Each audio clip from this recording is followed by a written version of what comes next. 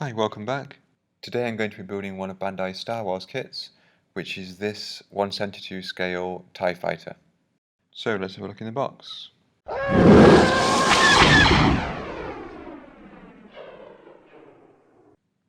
So this TIE fighter is a fairly simple kit. It can't have more than 50 pieces, I think, in total. The instructions are typical Bandai, very clear, they're easy to follow. Parts that are similar typically have pins and locators so you can't get them in the wrong orientation, which is really good.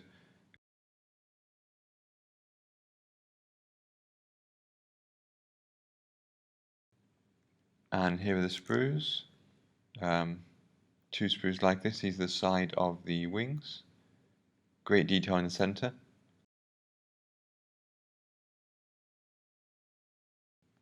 And then here are the wings themselves. Again, good detail.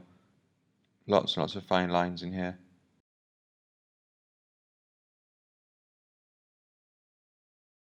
And then we've got two pilots, a standing pilot and a seating pilot. If there's one criticism of the Bandai kits, I'd say it's that the seated pilots have kind of funny looking arms in most of the kits, but actually this one's not too bad. And here is the main sort of eyeball or cockpit part of the TIE fighter. Then we've got the internal cockpit components, the floor, the back, the front, and the sort of canopy, if you want to call it that. So this kit, like all the Bandai kits, gives you the option to build it with or without the clear parts. The Star Wars Studio models didn't have clear parts because they would cause reflections with the camera.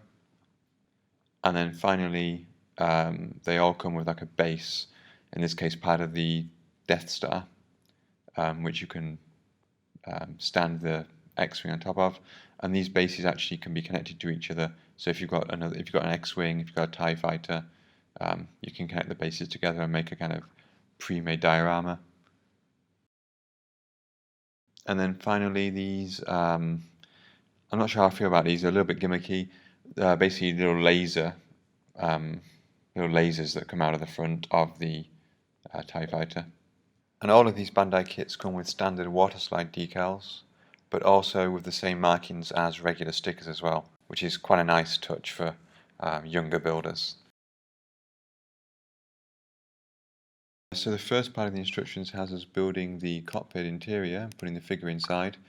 One of the things I'll notice about a lot of these kits is that if you want to paint them, which I'd recommend even though they're pre-coloured, then you often have to jump around in the instructions because the build sequence makes painting a little bit more difficult. So then once the cockpit's built, the second step seems to be to encase it together. A couple of additions for the third step. So it's really quite a short build sequence. So you can see in the instructions there's actually quite a lot of detail in the cockpit, even though it won't be seen. There are about a dozen decals that go in there, and even a couple for the pilot's helmet. So it's quite nice to see that attention to detail.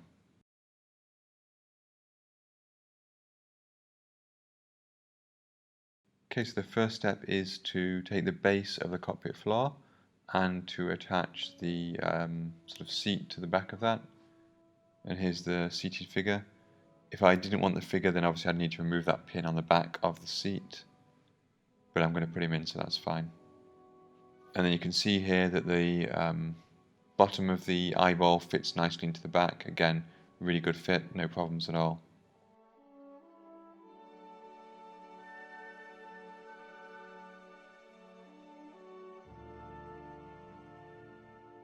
So I painted the inside of the cockpit XF19 sky grey. Then I'm just adding the decals on the inside there.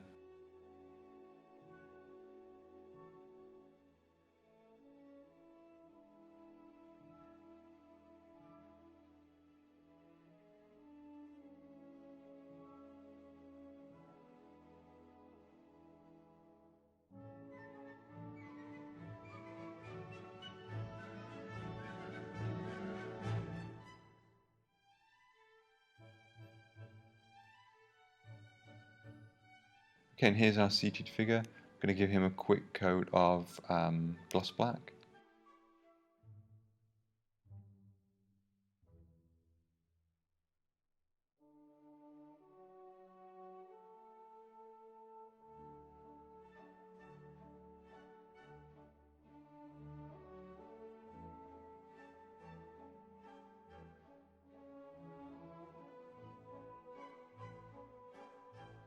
And here's the final cockpit.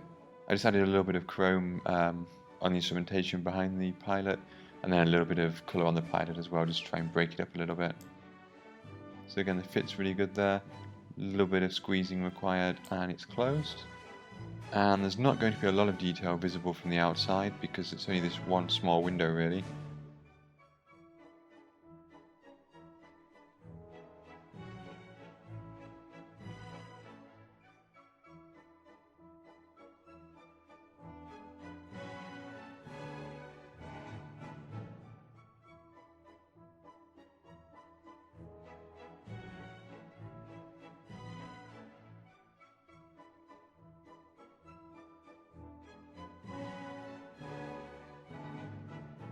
So here I've jumped out of build sequence just to insert a few extra parts which can go on the exterior before the whole thing is coated in black, NATO black.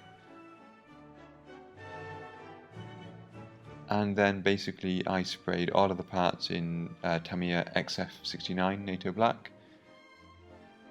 For the wings they're going to stay NATO black, that's their colour. For everything else it's going to act as a shadow coat and hopefully just break up the grey a little bit, because if there's one thing about Star Wars models, it tends to be grey, grey and more greys. So hopefully the shadow coat will just break that up a little bit. And also it means I might not have to do as much weathering on the end with those enamel products, which I want to avoid. I am going to use the display stand, so I'm also giving that a coat of NATO black as a shadow coat. The Bandai instructions don't have very clear colour guides, but there are English translations on the internet in most common paint manufacturers' systems. I've used a mix of XF19 Sky Grey with a little bit of XF18 Medium Blue, just to give it a little tint of blue. And so giving it this first coat of this slightly bluish grey, I'm trying to keep it quite a light coat because I do want some of that NATO black shadow coat to still show through.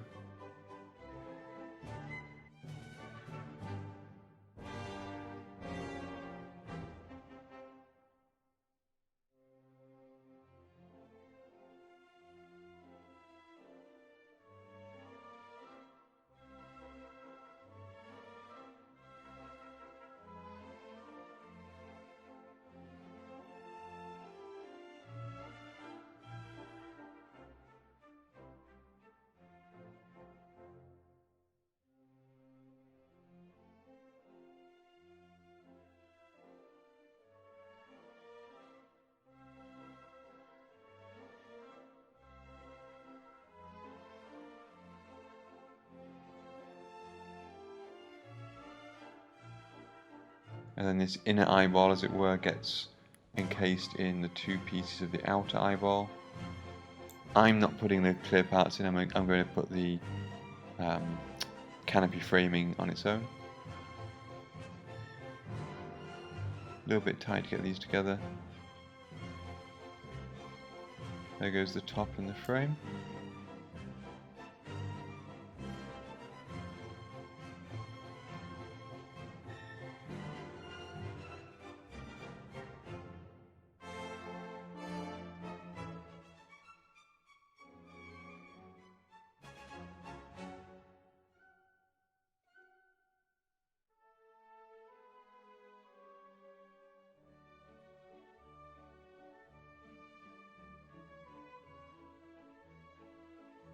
And then onto construction of the wings themselves. All of these parts look very similar, two sides of both wings, but they've got guidance pins, so they can only go in one direction and on one side, which is really helpful. Sometimes with these Bandai kits, because the tolerance is so tight, even a coat of paint can actually just interfere with that slightly, so you do need to use a little bit of force. And in fact on this wing, it looks like this side doesn't fit very well. but once it's flipped over and the other side is on, the two sides mate together. It's a pin in a hole, and it holds it on there really sturdily.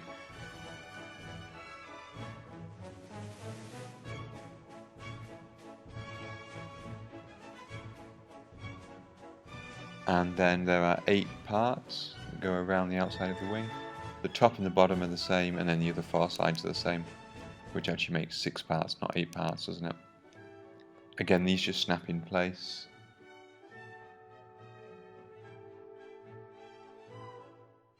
And there's a notch in the middle of each one to make sure they go in the right way around.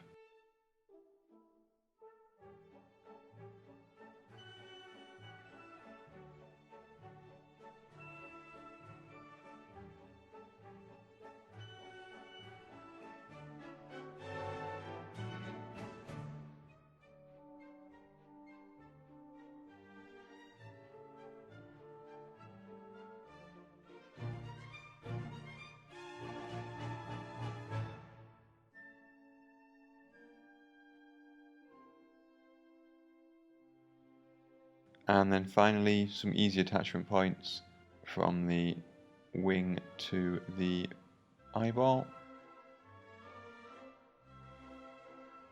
And I managed to get that right in front of the camera, sorry about that.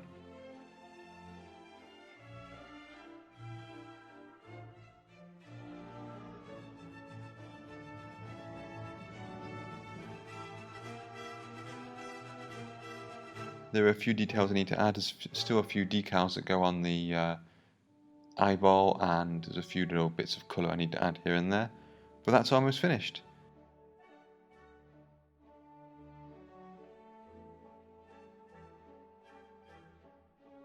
Now these Bandai kits are absolutely fantastic. I've built the Y-Wing and the Millennium Falcon, the ATST and the AT-AT, and a few others, and they are really great kits. The fit is fantastic.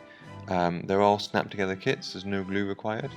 The tolerance is really that good that you genuinely don't need glue. And they're incredibly detailed.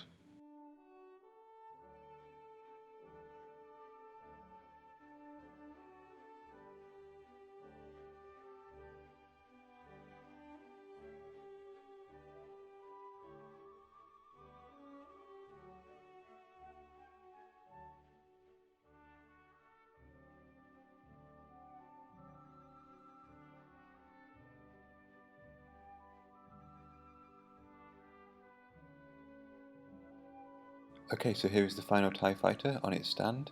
I can't say enough good things about these Bandai kits. They're really excellent. Fantastic detail.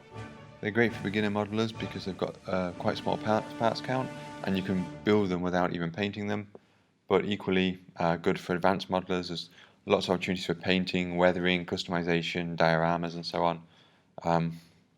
So yeah, I've never had a bad kit from Bandai, which is great to see. Okay, so thank you for watching. I hope you enjoyed the building of the TIE Fighter. If you did, then please hit the thumbs up and subscribe to the channel if you would like to see more modelling videos in the future.